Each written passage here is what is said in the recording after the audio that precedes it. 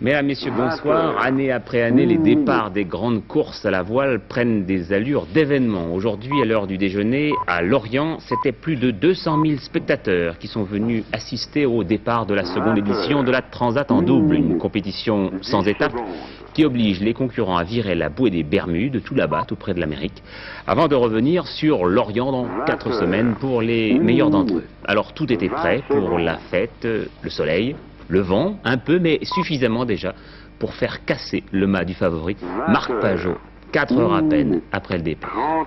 Jean Mamère. 13h02, les 53 concurrents sont prêts.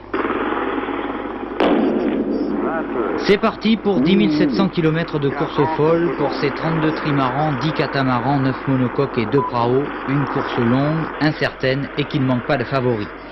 Tels Gilles Gainet et Nick Keg à bord de leur nouveau catamaran.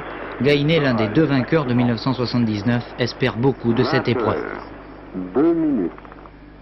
Le catamaran Charente-Maritime, légèrement en retard au coup de canon, refait peu à peu son passif. Les vainqueurs de La Rochelle, la Nouvelle-Orléans, savent faire des courses sages. Malgré les apparences, la course de Marc Pajot et Patrick Toyon est déjà terminée. Après 5 heures de course, le grand catamaran bleu-blanc-rouge a dématé. Ironie, le super favori est le premier éliminé. Le bateau sera remorqué à Lorient, un nouveau mât pourra peut-être être posé.